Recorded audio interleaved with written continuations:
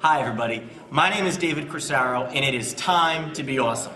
I am here at the Effectors Convention in Batavia, New York, and I am very lucky because my friend Boris Wilde has agreed to come on our show. Boris, thank you very much. Hi David. Now, for those who do not know, last year Boris was the honoree up here at the Effectors Convention. First off, Boris, how many years have you been coming up to Effectors? This year, 2009, is my 13th time in a row. 13th time in a row. Oh, yeah. In a row. 13 times being invited up here. And tell me about what you thought when you first heard that they were going to honor you at last year's convention. I mean, what did that mean to you? I was completely stunned because OB and the board of directors just meet and they choose every year who would be the next ones for the 2-3 next years or something like that. And so I just got the news from OB when we were in the convention somewhere in the world, and I was just like, I think I was speechless for about like 15 minutes in front of him. I said, somebody's wrong. I mean, no, it's not, cannot be me. I mean, it's no. Immediately, the first thing that came to my mind is all these people that I meet here and in conventions and who really deserve, I mean, this to be a guest of honor here. And I was like, no, I mean, there should be somebody else. It should be somebody else. Plus, also at the same time, I was 35, so I'm like, I mean, it's young, and I've been the youngest. I mean, I'm still the youngest guest of honor of the 4F history. So I'm like, oh God, I'm maybe too young, and I was like, maybe it means that I'm gonna die soon. Like, they want to honor me. I don't know, but no, seriously. I mean, it was a shock to me, and I first declined. I said, did you really? Oh yeah, I did. Oh, yeah, I did too. Obviously, it cannot be me. I'm so sorry. And he was like, no. So they insisted because they just said that it was just a decision of the board, and OB said, you really deserve it. And then finally they just made the announcement in 2007, and everybody stood up, got a standing ovation, which they told me was the first time they just got a standing ovation for the announcement of the guest of honor. And I was like, wow, I mean, that day I will remember all my life. Well, not only was Boris the honoree last year, but you also won MVP last year. Oh, yeah. Which they give out every year to the person that they feel contributes most to the overall quality of the entire weekend. So it's a testament to not only you, Boris, and your very giving nature, but the magic that you've done and that you've put out there. I mean, you're a FISM winner, for God's sakes. I mean, that's not something everybody has. I know that, but this MVP award, it's something, I've been here for quite a few times, and this is something I say, oh my God, I hope one day I will get it, because this comes from the jury. It's not the decision of the board of directors. Right. Everybody votes. Everybody votes. So now it's just like the public votes is just for like a TV show. It's like everybody text messages. It's American. It's American math. It's American Idol, the Effectors version. Yeah, whatever. So I was really touched by that, of course. Oh yeah. Well, it's a testament to, like I said, all the stuff you put out there. Now, let's talk about FISM for a minute. When did you compete? Tell me about what that was like. 1997 in Dresden. 97, you did I call it the KISS Act. The KISS Act. That's the KISS Act. Yeah, absolutely, yeah. And now your DVD set was released fairly recently. Yeah, the LNL Publishing DVDs was released. Which had some elements of that. Was some elements of that? Yeah, on the DVD? the KISS count is explained inside, and also the act is as a bonus on the DVDs too, of course. And if anybody's never seen it, it's an incredible act. But what I respect most about it, Boris, is that it is a professional act. It is not a couple of tricks that you knew how to do. Oh no, I really built, and now I'm touring now. I've just started 2 days ago in New York City. I'm touring now with a brand new lecture which is about creativity and impact. And I explain in this new lecture how to build an original act. Really? And, oh yeah, something that you can use either for just regular performances, or if you think of maybe doing a competition. Okay, not FISM, obviously. Right. I mean, you can do, of course, FISM, but it's not specifically made for very high international competition. It can be any competition, any national or local competition, but just give tracks and structuring your thoughts and your ideas and everything to make an act at the end which is different from the others, that will be remembered and that will be associated to you, which is the most important. And now I'm the guy with the kisses. That's, no, I mean that's true. Right. And so that's something which is, of course, which is stick to me. But that's a great thing. I mean, to have, you know, everybody out there is trying to make a name for themselves and trying to be somebody. And the idea that Boris is teaching you from his own personal experience, here's how to make something your own. Here's how to be creative and find out what it is inside of you to make something so that you can be the next Kiss person or whatever it is. Absolutely, yeah. That's the most important. I mean, if you think of, say, a stage magician and masks, oh, here we go. Jeff McBride. Yeah, here we go. So I think, and sometimes some people may think, yeah, but it's, you know, it's some kind of restricted. I mean, it's just your image is just, you know, stick to this thing, and not forever, but quite for a long time until you may come with something new, probably. Which I think is okay, because so many magicians try to already have their name or one specific act, you know, associated to them, and they cannot succeed in that. So I'm fine with that. I mean, when you created the act, did you sit down and say, all right, blank piece of paper, I want to create an act for FISM? Or were you already working on it and it got to a point that you said, I can enter this? Yeah, it was. I didn't really make this act for FISM first. I mean, I really wanted to do an act for competition, but not for international competition. I did a lot of competition in France and Europe between 1987 and 1990. Okay. And then for six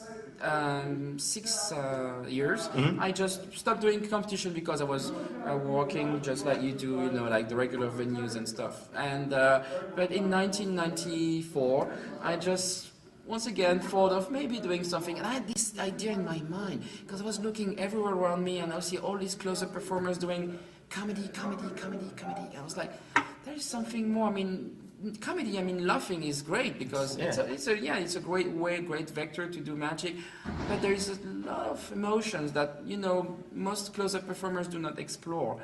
And I was like, everybody's like, make them laugh. I want to make them cry.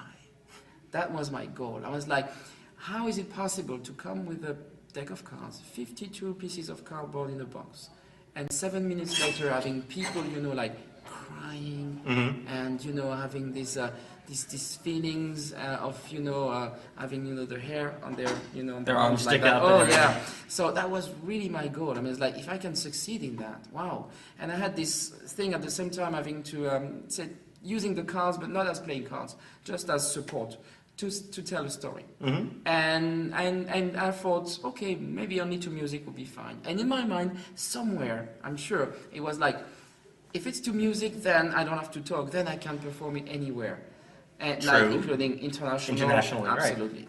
And so I did it for the French National Convention, and I was so anxious about the fact, will they follow me? Because it was in 1996, the French Convention. It was quite a long time ago, 13 years ago. And, you know, close up to music, especially card magic to music, was quite, you know, unusual at that time. And I was just so afraid they would not follow me. They would not understand what I'm trying to do with this. Because I tell a story, a love story, but without talking at all. It's just to music.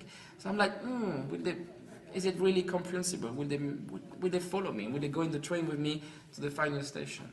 And it worked perfect. I won the Grand Prix at the convention. Then I did, okay, now I can make one step, you know, one step further and go to the Macmillan Convention. The Macmillan Convention. Yeah, absolutely, London. And then I got another award there. And it was just the year before FISM. It's every 3 years, FISM. So it was quite a good coincidence that FISM was another 8 months later, you know, not like in 2 years and a half or something.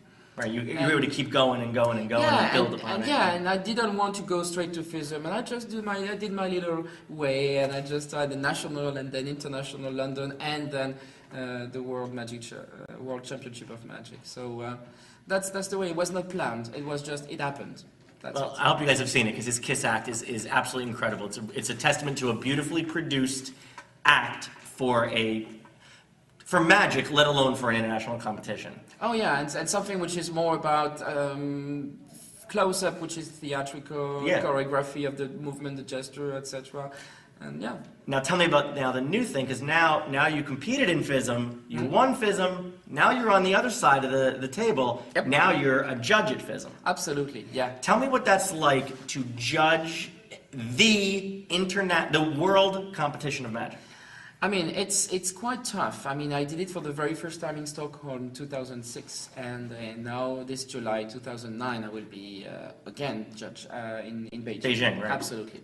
And so, I think it's a great way. I think the FISM committee, the FISM President Eric Esvin, I think, has really made a point of having maybe younger judges, for the future. Younger judges. Yes, okay, absolutely. Also having people who just were awarded in the past. Because when I'm sitting behind this table, when that guy just enters on stage, for the first 5 seconds, I know exactly what are his feelings. I mean, okay.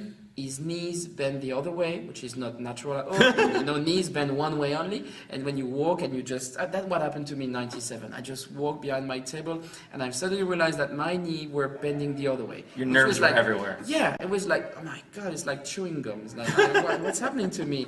Before FISM, I thought I knew what fear and stage fright was.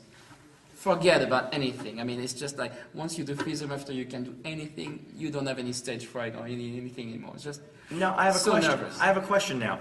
Do you because you know what the fear is like to get up there and perform at FISM? Oh, yeah. When you watch somebody else walk up, do you take that into consideration? Do you think about that as you do? Oh yeah, I do it. Oh yeah, definitely. Oh yeah, because I've performed in many conventions now for the past 7-8 years and 9 years, yeah, and so I have met a lot of people, and here at Vectors we have, we say in French, la crème de la crème, so the best, the best of the yeah, best. the best of the best. All these great performers, and we can see them in a very, very informal, casual way performing, and then these guys one day decide to do FISM, and they compete, and then I see them arrive, and I do not recognize them because usually they're very, like ta ta ta ta ta, very at ease.